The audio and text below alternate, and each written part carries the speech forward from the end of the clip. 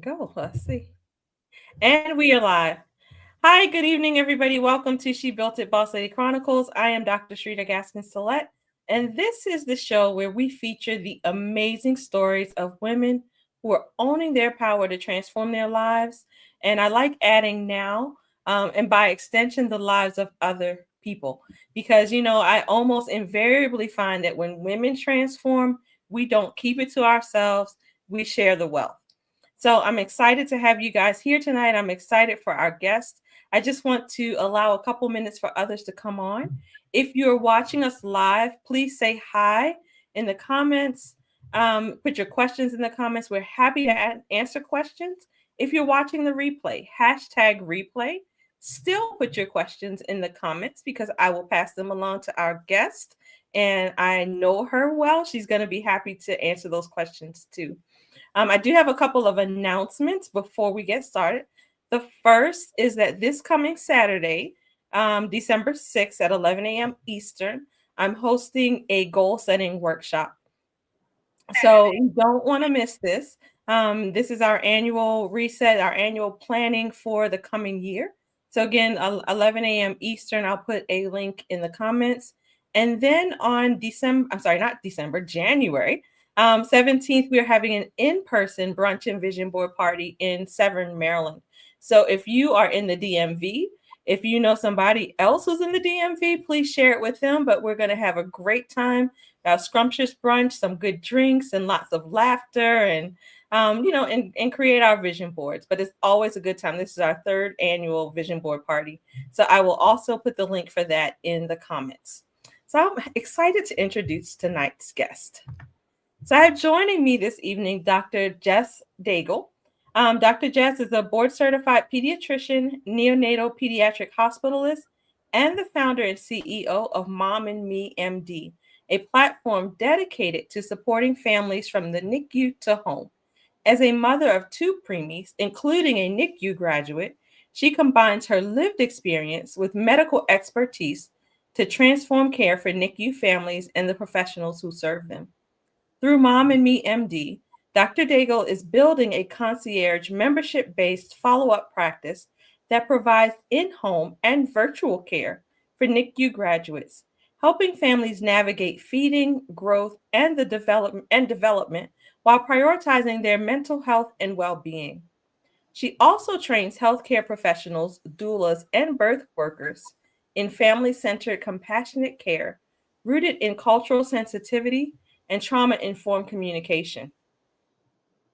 A nationally recognized speaker and educator, she has presented at leading conferences, including the National Association of Neonatal Nurses, Hand to Holds NICU Mental Health Conference, and the Black Maternal Mental Health Summit, and most recently as the closing keynote speaker for the 2025 GOLD Online Neonatal Conference.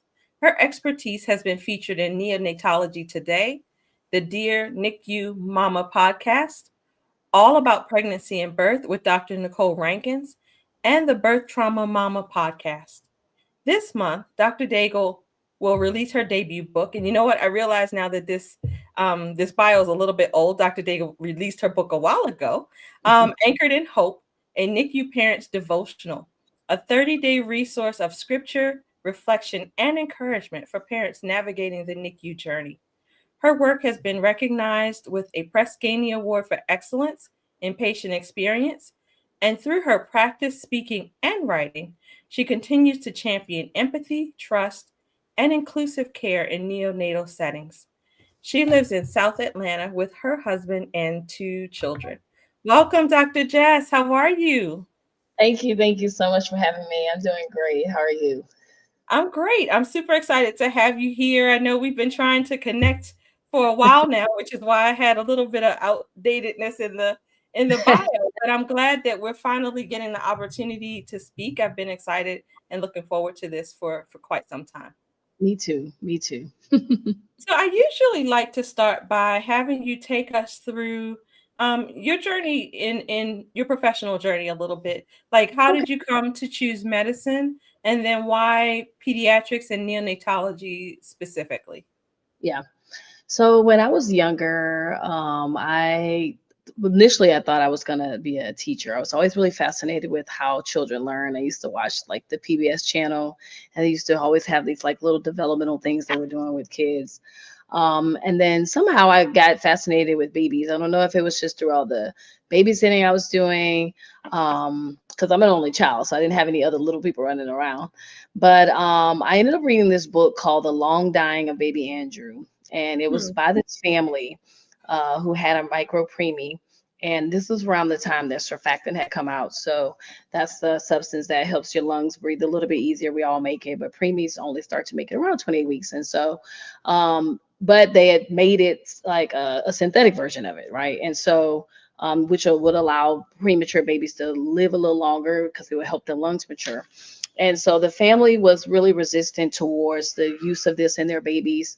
It was more along the lines of they didn't feel like they wanted their child to be like a research subject, which is understandable, right? And so I was really fascinated by the medical ethics, and even one that a baby that young could be alive. And then one of my classmates, his mom was a neonatologist, and she's a Black neonatologist, which at the time I didn't realize how significant that was, seeing someone who looked like me in that field. But she invited me into the NICU, which was interesting actually, because now such a thing probably wouldn't so easily happen, right? Yeah. But I saw my first live preemie there, and I was like amazed and in awe. And I was like, this is what I meant to do. And I ended up researching a website called Neonatology on the web and reading about how do you become a neonatologist. And I told my mom, this is like what I meant to do. Take care of the babies, So I went through all my schooling. I was blessed to do really well in school all my years, always excelling in school. Got through college at Xavier, whoop, whoop, XU. And I got to LSU med school, got through that. And then I got into residency at Morehouse here in Atlanta. And that was like, okay, that's when I feel like I made it peace. That's it. Like once you get into pediatrics, after that is fellowship. Yeah. And then, so in between that time, I got married and living life. And then my intern year of residency, I got pregnant.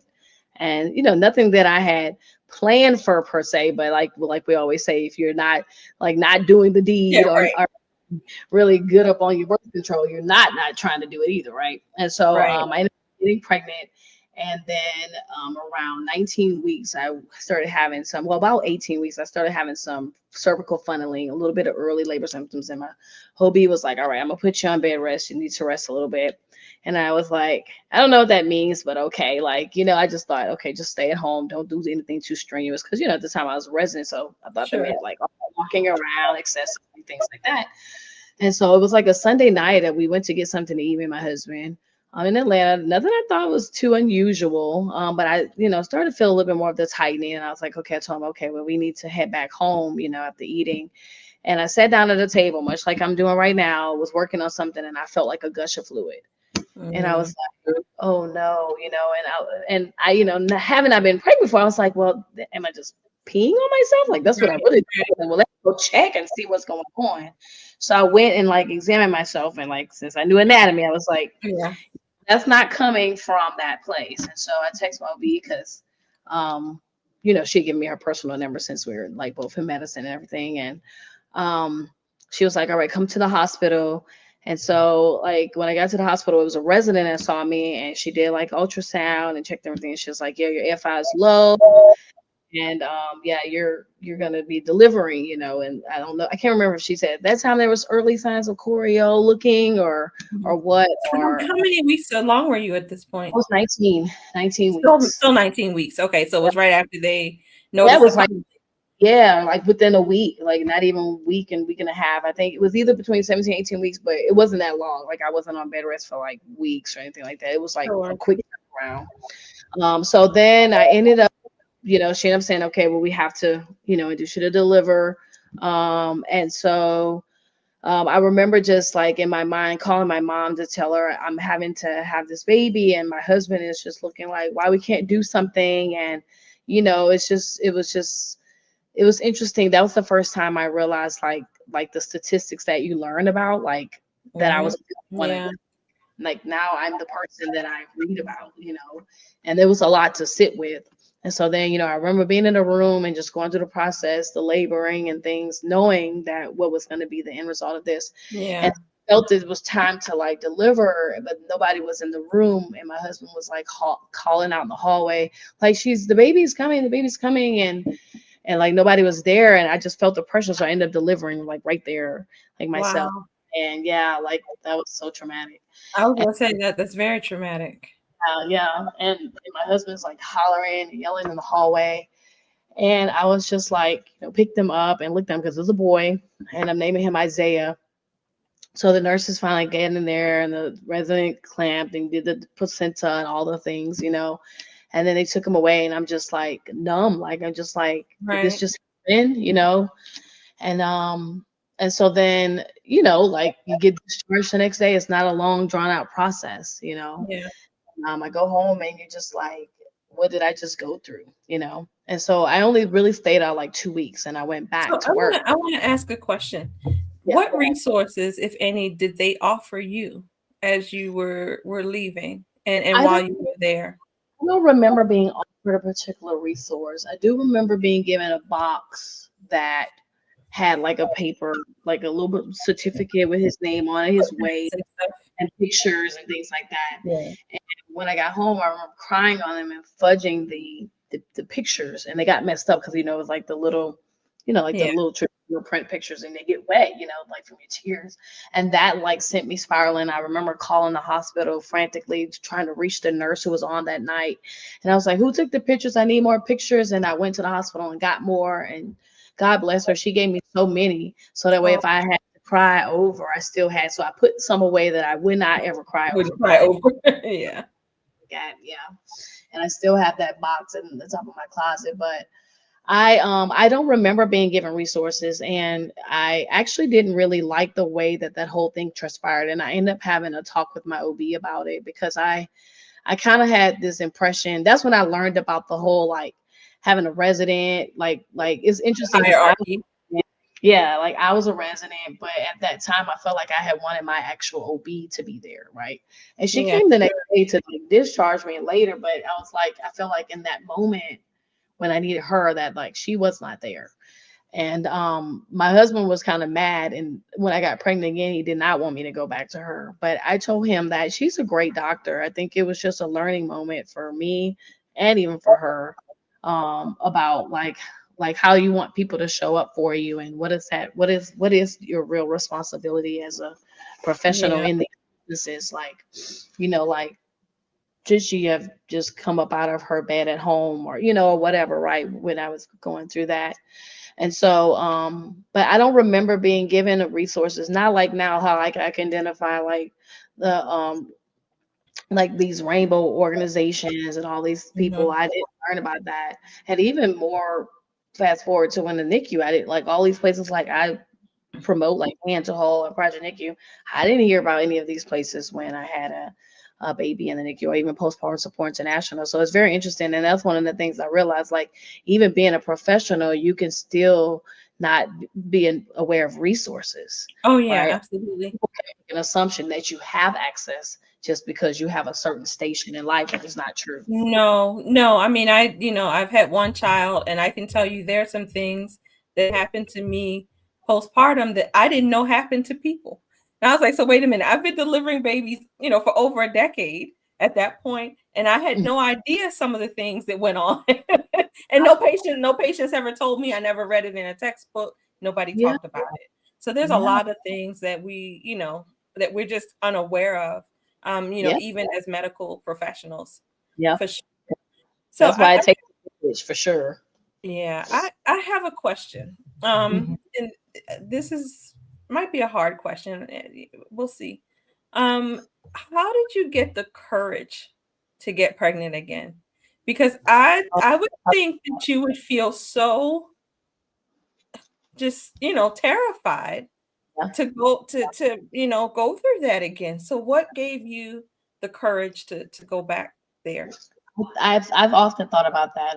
I think it's a powerful question because I actually even talked on that a little bit at the conference I just spoke at once upon a preemie. Like this responsibility of like, what's the responsible thing when you have had a loss or you're high risk or these things, like, right? Where's that line that's there? I had hope. I had told myself, so whenever this that I had lost Isaiah, I actually told my OB I want to do an autopsy. I Hmm. need to know if there was something genetic or something obvious that I need to be aware of. And so when I got those results back, it was like everything was normal, like eyes and nose and features and all that looked in Right. place. It was just a little bit of sign of like a little choreo, which they don't know if that was like what came first, like that came Mhm. first or not. I So, mean, so for the non-medical folks, choreo is infection. I forgot the non-medical people. Yeah. Choreo is infection.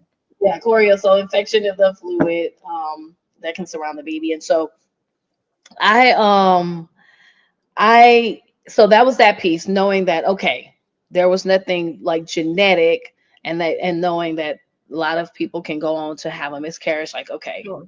and then after that. But when I shared my story with other people in my community, like people in my circle of people and friends, people that I talk to, if not every day, like every few months, when they found out that I had miscarried, they were like, "Oh, I had Mm. a miscarriage or two or three of them," and but then the same person has four kids, and I'm like, "Okay, okay." So it built my hope a little bit. Actually, I was Yeah. like, I need to just put my face out there that that's not going to be my repeat story.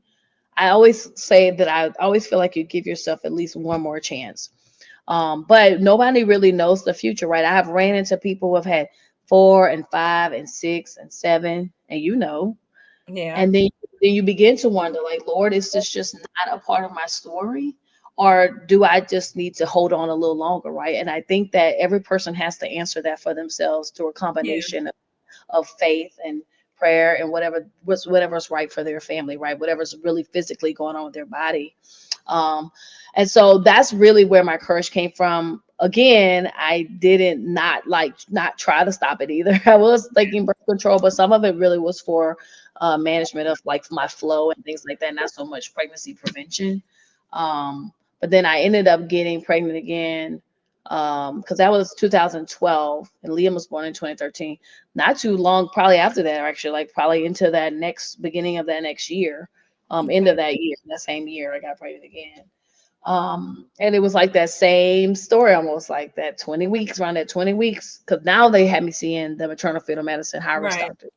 And then they did the ultrasounds and they were seeing a little bit of it again. And so, like, around 22 weeks, she was like, okay, you need to go on bed rest. And I said, well, this time I need to be in the hospital. I don't feel like I will do it well on my own at home, because I Right. already had like one experience and I was like, I was Sure. determined to do everything different, right? So I could say, well, I did some different things and this was just going to be my outcome. Right. And so I was on bed rest for 9 weeks that time in the hospital, Oh 63 days. wow. Yeah. That's a Yeah. long time. Time I tell my son, I'll be like, boy, you don't even know. Yeah. What I went through. You don't know what I've been through. But I tell him because I want him to know, like, like this was not easy. It's not an easy situation. But what was interesting about Liam is that when we had done the 20-week scan, to find out the sex and things like that, because I don't know if that technology was out at that time where you can just do it through the blood work. I can't remember when that came out. Yeah, I don't think so. It was starting. Yeah, I It was think so. starting, but it wasn't popular. They offered that to me And back it's then. yeah. Yeah, but he was flexing like this, like he had a picture like this, and we were like, okay, he's letting us know he's gonna make it. Like this, he's strong Yeah. and Yeah. or whatever. So that's why we named him Liam, because that's what that means. And so I went all the way. I had 3 scares where I had to be rushed to, I was on like the postpartum side, but like further down from where I guess the delivery moms were, and they would rush me into the labor and delivery side, and then give me fluids, and then stuff will settle down. I would go back to my room, but that third time, I told her, "Oh no, sister, this baby's coming." Like you could just feel it. It's so Yeah. interesting. Like when people tell you that you know your body, like it's true. Like like the difference. You can feel the difference. And I knew he was coming in. So we made it to 31 weeks, and I was grateful because I knew then I was already had already been interviewing for neonatology fellowship, and I think by that time I might have known if I got accepted. No, I think the acceptance came a little bit after he was born, but I had already interviewed for fellowship, so and been working in the NICU and rotating in the NICU, so I knew what was coming. But like Right. I always tell people, the emotional journey was different. I did Yeah. that to me. by surprise, because it wasn't enough just to know the medicine of it, right? It's all the other things that come with that journey. Right. But I'm sure that that helped to make you a much more sensitive physician It because did. you know both sides of it. Yeah. I like to say I'm grateful for it for that reason, because I always intended to go into neonatology, but I feel like my experience has made the platform that much stronger and my purpose that much more powerful because of understanding, like, it's not just the medicine that people are dealing with, it's the psychosocial, mental, emotional, financial, like it touches everything in people's lives, much like pregnancy, actually. Like, Right. just being pregnant, when you have a baby, period, your whole life changes. But that much more when you're sick and you're fighting, what, they're fighting for their life, and you're distance from your baby. That's a whole set of different But uh even for you, even beforehand, you said you were in the hospital for 9 weeks. So you yeah. think about that. The average person, if they take 9 weeks off from work, they're gonna not have a house or a car, or That's true. not gonna be able to eat or anything. True. So these Good are point. very real That's problems that people don't take into that's true. consideration. True. That's true. I end up using, what did I use? Like, I end up using my long-term disability, but still was not as much compared to, like, because already as residents, we don't make that You're not much. making any money anyway, right? Yeah. But I was grateful my husband was still able to, like, hold down the fort, and so it really does matter the type of support that you have in place during these types of challenges, for sure. Yeah. So then what made you, so you went on to do the neonatology fellowship? I did 1 year. I got accepted, and I started off cycle like about 4 months, and I was determined. I was determined to do it. But when I got up there, it was really challenging. At first, my son didn't come. My husband kept him down in the South, to try to. We were thinking that that would help me, like, just let me get my footing in. But I didn't realize how much the separation was going to impact me. And like one time, Liam had got sick, got an allergic reaction to something, and my husband was calling me. And at the same time, I was resuscitating a baby on the floor that had bronchopulmonary dysplasia and was not doing well on the vent. And I'm trying to, like, tell my husband I can't talk right now, but my son, and that was just so stressful. And my attending at the time was not very, like, gracious about it. Right. And I remember just being like, I'm not going to be able to, you have to have support. And that's why I even have spoken about that too. Like, even in our training programs, we need people, our attendings, and people to see us as people too, and Yeah. not just like, oh, a body that's here to work and do stuff. Because I really needed someone to see that I was struggling with this transition Right. of having a baby that was in the NICU, the very place that I'm now training in, and that separation. And I was like, I decided to, like, go to counseling and things like that to talk about it, but it still was just a lot. And so it ended up not really doing, like, I ended up not really thriving there. So I resigned. And because I met a neonatologist who was like, hey, we need some help in our level 2. And he's like, I think you'll be great for that. So I resigned and got a job there. And I worked that actually up until 2022, when I resigned to go locums full time and do Mom and Me, MD and stuff like that too. So it worked out in the sense that I still got to work with a population I love, but it was very heartbreaking to me because it was my dream that I felt like deferred, and sometimes I wrestle with that. I've gotten a lot better.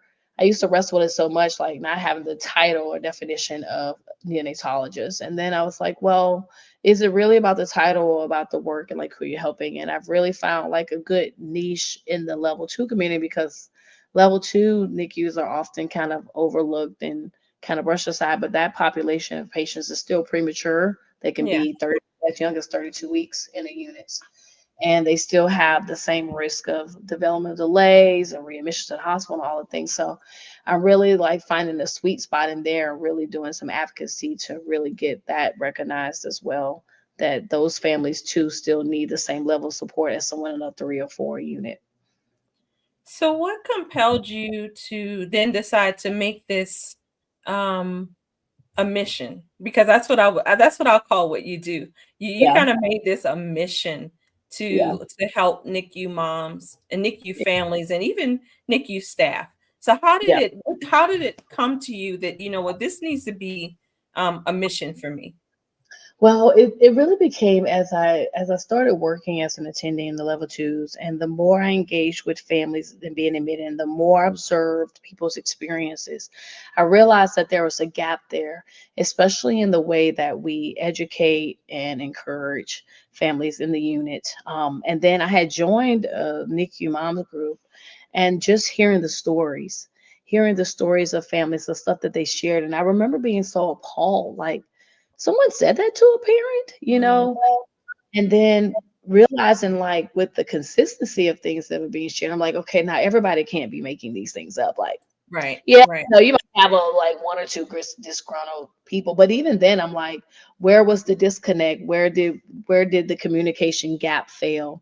And when that combination of my own experience, like listening to people in groups, me working with patients who would reach out to me and tell me that they felt really different with me working with them. And I remember I began to wonder, like, well, what was so different about me? Like, you right. always think I'm You just think being me. everybody does it the same way. You don't realize.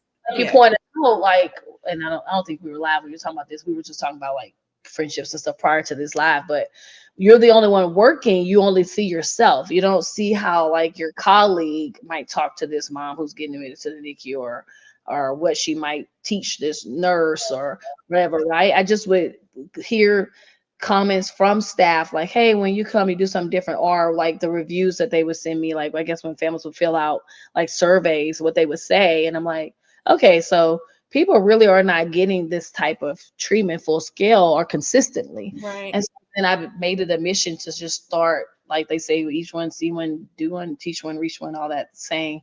But I just really decided that I wanted to be like a voice of change. And then Mom and Me MD came from this idea that there was more that I could do outside of inside, more than just inside the hospital. And initially that was going to be fourth trimester care, because that was when a lot of that was coming up about the gaps there. right. Yeah, And which I did enjoy. I did have clients that were in that space of time, but even those clients were former NICU people. And I was like, okay, God, like I hear you, like that's my sweet spot, that's my people. I get them, you yeah, know, I'm just going to be helping them in a way different than what I imagined. And so that's really how it became. It's just the more that I shared and talked, I realized this message needed to get out there about the power of our communication, the language we use, the labels. Like, I don't like people going around saying wimpy white boy. Why he has to be a wimpy white boy being admitted to the NICU? Why he can't just be a boy that has respiratory distress, right? Like, we have accepted so yeah, much medicine, and labels determine how we treat people. If I say you're dramatic, I'm going to treat you a different way, right? Then if I feel like you have a need that I can meet, I'm going to be more right. accommodating. And so I just began to really study. I just began to observe people, and like just everybody, like nurses, how nurses treated certain people, how doctors treated certain people. Even when we will leave out a room and be like, that's a really nice family. Well, why do we say that? Why was that family described as a nice family or a good Versus family or some of the whatever? others. Yes. And so it's very, very interesting. I just started to pay attention to that stuff. And so I like to say, you know what, we need to change this, because this is determining how we're treating people and mistreating people because of the language, the way we're using them. That's when bias became more apparent to me. All the things that I had formerly just accepted as things that we were just said or did, or Right, just the way we were. I realized that we don't have to accept things the way we were. Like I tell people, well, right. somebody thought slavery was a good idea at one Exactly. point. That's not true. Exactly. So now tell me, so you notice these inconsistencies and Mhm. these gaps in care. What did you do about it? How did you, because this is always the interesting part, Mhm. because maybe you're not the only one who recognized it, but maybe you're not. So other Yeah. people saw the same things that you saw, but they didn't do anything about it. Yeah. So what was it that really empowered you to do something about it, and what did you do? I think the first thing that really kicked off this journey right now, where I've been speaking and reaching out to speak and teach about it, was actually during the George Floyd, when the whole thing was happening with George Floyd, how that was such big media attention. And I was on this listserv of like neonatologists and people who doing like medical, because I was the medical director for a little bit in my unit. So we were all on this like clinical director neonatology listserv. And I remember, I think it was Dr. Terry Kincaid, who is a neonatologist, black neonatologist. Love you, Dr. Terry. We were chatting. I think somebody had put something out there. I think there was when one of the papers came about racism in the NICU. And I remember thinking, oh my God, like it never occurred to me, like the one place that you feel like you shouldn't see it is happening. And I started like listening. So then I wrote a piece for Mednax, a blog on patient experiences. And I took 3 patient experiences that I had to show how, yeah, we all can say all these about bias and this and that. And everybody has bias. That's not the argument. The argument is, how are you allowing it to determine your behavior? Are you aware of it and saying, okay, I'm going to make a different decision. I realize that I'm looking at this person in a way that if I look at them like this, I can harm them. So what can I do differently? And so I wrote these 3 examples of opportunities that I had to be very biased, but how I turned it around to be patient conscious, right? To be aware of that person and determined to not treat them any differently, in the sense of, I'm going to give them what they need, because I do believe that that's something we can do. We just have to learn to do it. Like I think compassion is a skill, like communication, just like NRP, like ACLS. You're not just necessarily born knowing that. Like some people might adapt to some things faster, but you still have to learn it. I feel like you can learn communication and compassion and stuff like that too. So that really was the thing that kicked it off. When I wrote that article, it got such big, like, conversation about it. And I started to realize, like, I have an understanding and insight about this that I need to share. And then I started just like reaching out to people to speak. Like I think, or maybe somebody reached out to me. I think somebody reached out to me on LinkedIn. I started just posting thoughts. Like I saw LinkedIn as a place where I saw other people sharing like thought leadership about different topics that can be kind of, polarizing, right?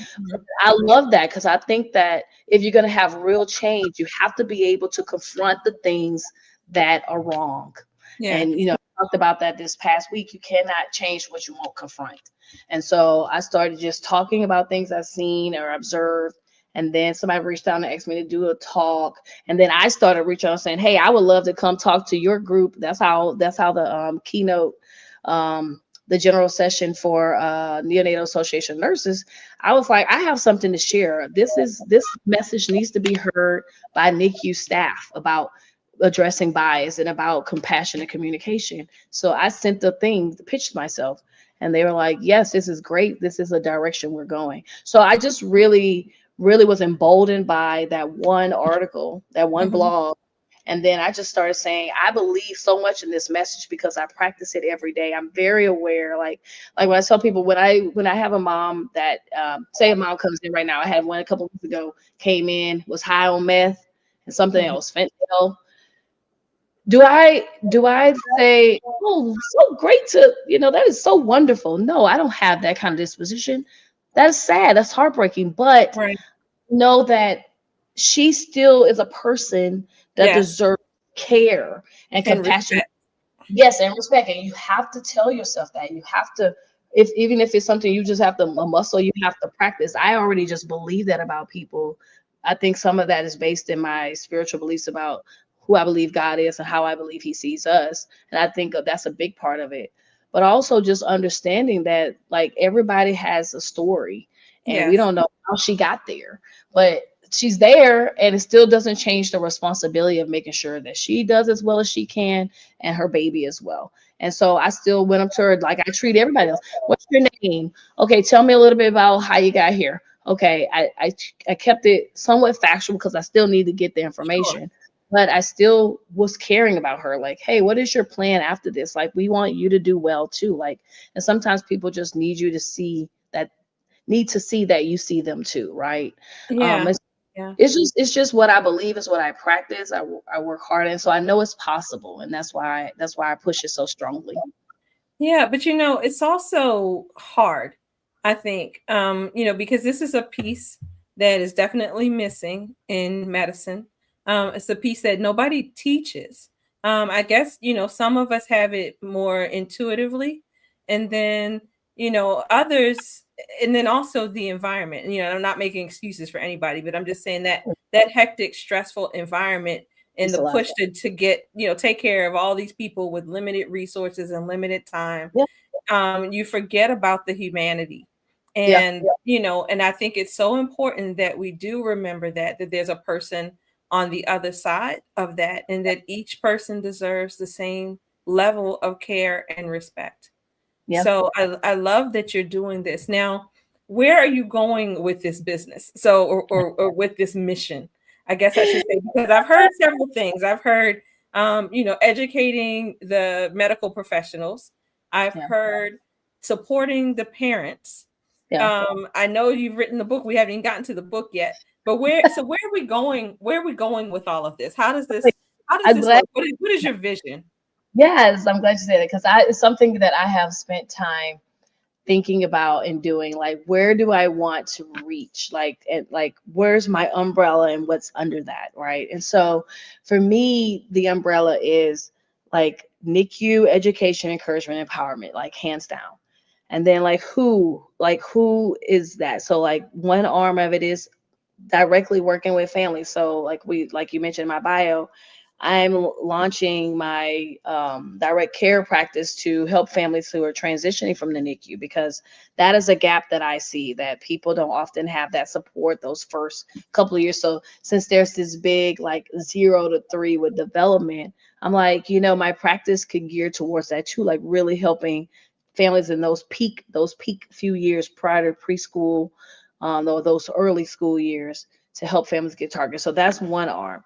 Then the other is the professionals piece. So I have this desire to really launch something where helping doulas who want to help families in the NICU feel educated about what that entails, so they can show up more powerfully for those people. Because like now that we have doulas that are like becoming more of mainstream, and it becoming more of an acceptable, like, hey, this is something we need to have with every family probably needs one during their delivery. Then like most people who find themselves in the NICU, you don't necessarily know you're going to be there. Right. So somebody could be having a pretty traditional going pregnancy, and they've hired a doula, and they think they're going to go on this hospital, and in 2 days they're leaving out, and then something happens and the baby's in NICU. Now they have this person who, like, I don't know what to do now, because I was fully prepared for this person to come home and to do X, Y, and Right. Z. So I really want to like build something to help like doulas.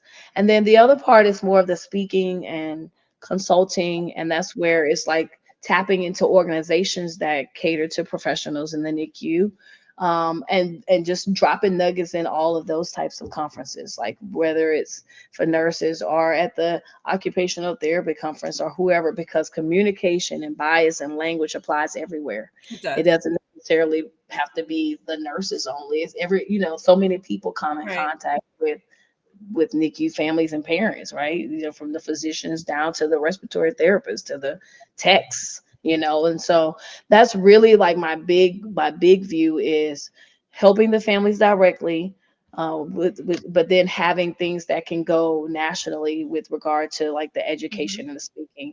Like that for me would be like when I'm like, okay, that's what I've done. And Yeah. I don't know, maybe some kind of app or something in the future. I don't know. All this stuff with AI coming out. Yeah. Yeah. um, I've been thinking, what could I do like AI related that would benefit NICU families? So, so interesting. You try to think about what can you do for the future too. Right. Um, Definitely am talking with different people about that. But for me, if I'm doing something that is going to positively change the impact, the experience, excuse me, of a NICU family, be it encounter they have with a nurse at the bedside, or the encounter they have with their pediatrician or their therapist, or even if it's down to understanding that they can advocate for themselves to go to early intervention early. That's what I'm about. Like if a family's life is that much more better Yeah. having come in contact with me or with some kind of education that I have put out there, then that's my overall goal. That's my overall mission, is to improve the lived experiences of NICU families from the hospital to home and life after. Yeah. Yeah. And I would think, especially that transition immediately out of the hospital, because I know just as a new mom how stressful it was. My daughter had tracheomalacia. And so she, so she made these noises, and and she was full term and healthy, but these are scary noises. And I'm a physician mother, but these are scary noises. So I can only imagine having the added, you have the PTSD of your baby having been in the NICU, but then also the whole thing of being a new parent and not knowing, there's just a lot you don't know. It's true. How do I take care of this fragile little person that I know is more fragile than average? Yeah, you're right. And really the idea for my practice extending it like it was, because I was still doing like the first couple of months, like a short interval. It was one of my families wanted to still stay on after their time was done. And they were like, well, we don't really feel ready. Like we still have questions, or we still want to get our baby to a certain place. And then I was like, well, maybe I can build it so my practice does that. And then I was all in my head about, well, people need somebody 0 to 18. I was like, well, I can formulate it as a specialist, just like how people go to the cardiologist when they need a specific focus. They don't say, oh, I have to see the cardiologist from 0 to 18. No, they help you through whatever that specific need is, and then you can be signed off. And so in my practice, my goal is to help them until they get to that preschool age, and then they would graduate, right? But then that way I can track the growth and development alongside their primary pediatrician. So their other person would still give them their vaccines and all the things, but I would be able to be that high touch, just like when people go to the follow-up clinics that are sometimes associated with some of the big institutions, but not everybody are necessarily being referred to those big outpatient developmental clinics. Again, like what about the level 2, or the ones that they're not necessarily complex medical care, but they still have some challenges. Like my daughter was 36 weeks and we still had to put her in speech for a little bit. And I still wanted, some tracking of some things, right? And so the kind of help fill for those patients that are kind of right there in that middle, in that shape curve. Yeah. So tell me about the book. Like I said, we talked about a lot of things, but there's a book. So tell us about the book. So I have always wanted to write a book. I have a couple books in me. I'm working on a breastfeeding book now too. But this book really came from like December 8th. I was like, I don't know. I mean, I know where I was. I was like on call. I think I had like went to sleep that night or something. And I remember just like hearing this voice, and I was like, I know it was God. It's like, NICU parents need a devotional too. And I remember thinking, somebody got a devotional out there already. And so I went to like Google, like devotional for NICU families, and there was no devotional. It was like a lot of journals for like milestones of the baby. Everything was still like somehow baby focused. It wasn't anything that spoke to the emotional or the spiritual struggle that can happen when you have a baby in the NICU. And I know that during my time, which actually in life in general, actually, I'm a big journaler and devotional. Like I do devotionals all the time. Like I have so many. And it really helps me to like settle my mind and think, okay, how is God showing up in this experience? Because that is one of the things that I did wrestle with, even in my miscarriage, like, God, where are you in this? And that's a very real question that people have whenever going through hard things. And it's hard to be like, and your faith is shaken and tested and all the things. And I wanted NICU families to know that I see that, like, and I get that. And there are answers to those questions. And there's still hope to be had. And the thing that got me through was being anchored in like hope, which is why I titled that, because it's like when you're going through like a storm, which is what the NICU can feel like. You just like being tossed to and fro. The journey is like up and down. You're like 2 steps forward and 4 steps back. And if you just listen to a NICU family describe their experience, you just be like, and then that happened. Oh, then that happened. It's kind of like that, right? You need an anchor, like something that can hold you, because otherwise you'll feel like you're just tossed about and everything. And so I sat down like that December 8th. I got up and I sat down and I started cranking out all the things. Like I went through like what are my favorite scriptures, and then I was like, what are my favorite songs I listen to, and I just started like writing the whole thing out.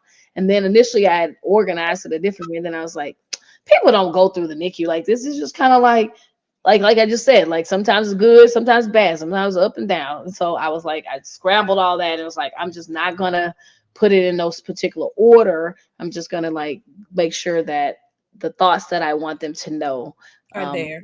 what about the experience are there. And so that's kind of how I came up with it. And then I created a workbook for it, which I'm actually publishing so it can be printed as well. Because the workbook is power. I'm kind of more proud of the workbook than even the book.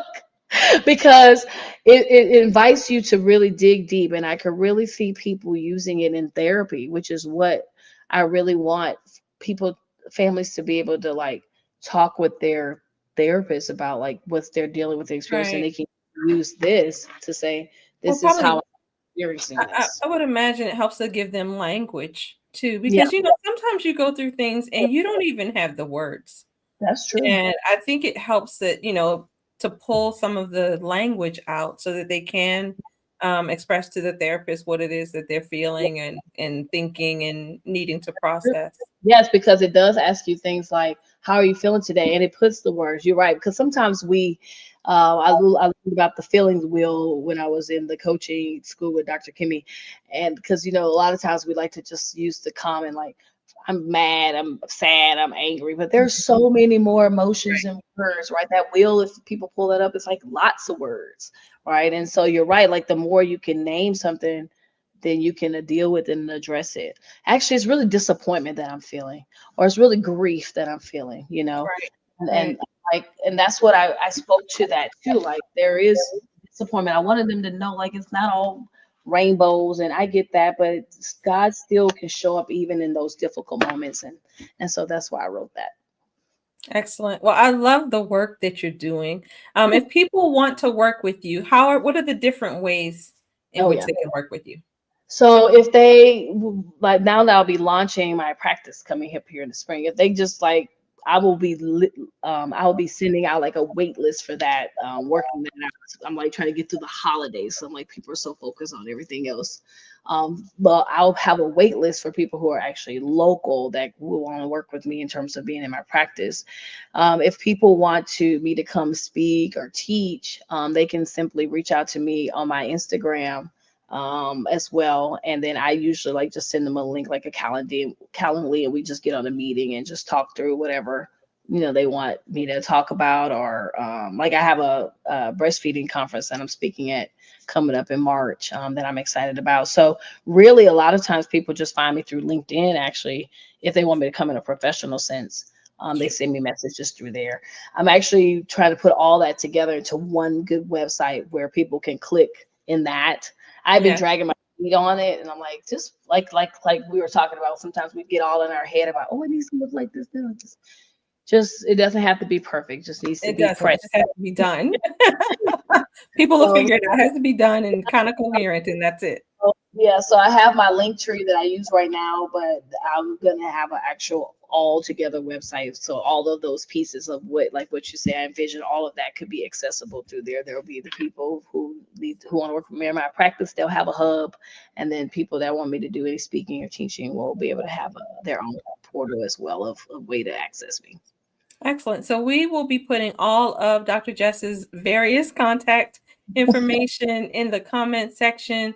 Reach out to her if you know a family that, if you yourself have experienced a NICU journey and you just want to commiserate and share, reach out to her. If you know someone who is currently in the NICU, going through a NICU journey, get them anchored in hope, because they do, she has highlighted for us tonight some of the support that is missing, some of the support that people need.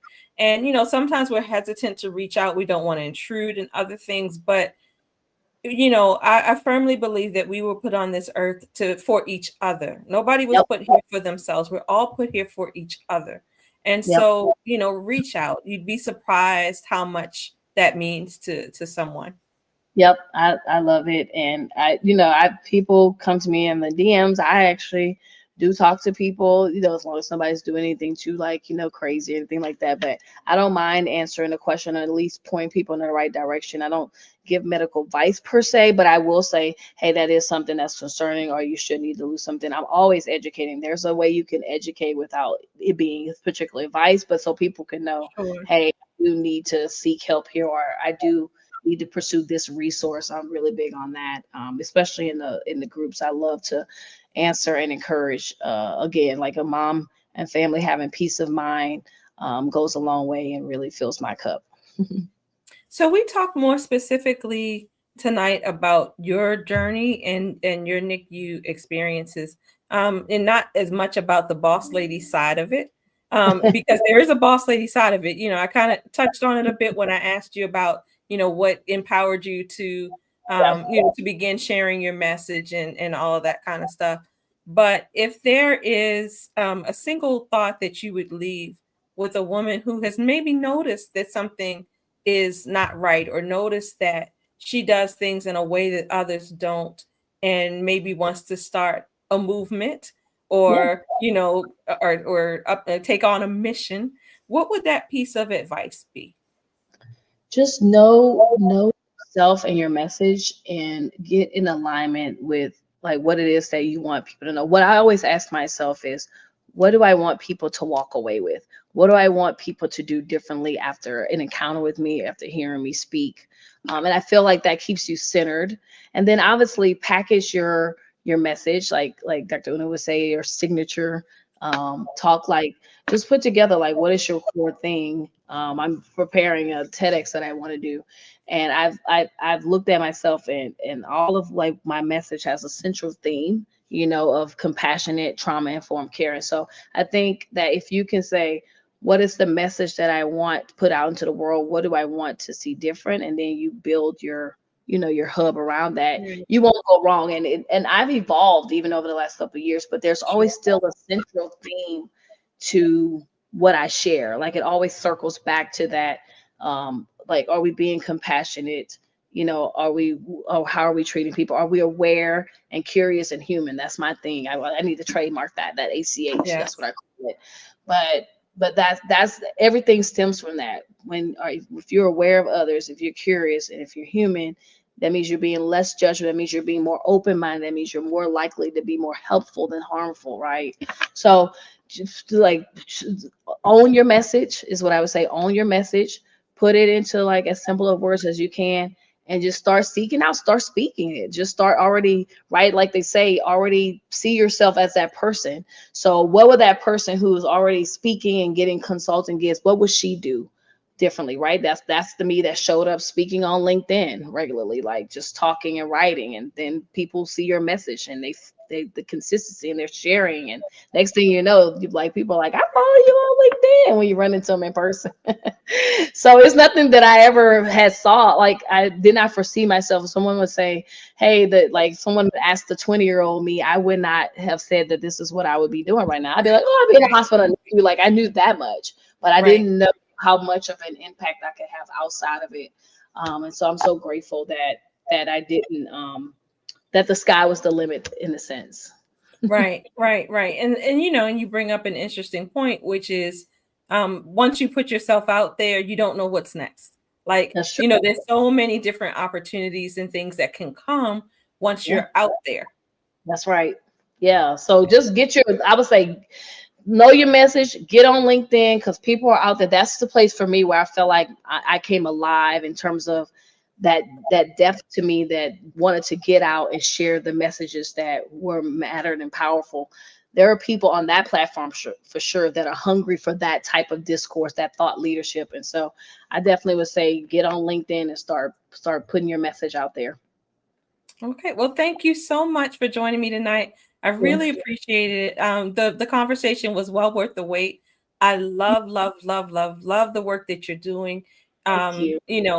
Keep doing what you're doing. Keep helping the families. Keep educating the rest of us. Thank you. So that's it for tonight, guys. We will see you again soon. Don't forget, goal setting workshop this coming Saturday at 11 a.m. Eastern. Link will be in the comments, as well as brunch and vision board party December. I'm sorry, I keep saying December. I don't know why I wanted to be in December. January 17th in Severn, Maryland. And there's an early bird special going on right now through the end of the month. So, get those brunch tickets while the early bird is in effect. And we'll see you soon. Thanks again, Dr. Jess. Thank you, dear. Take care.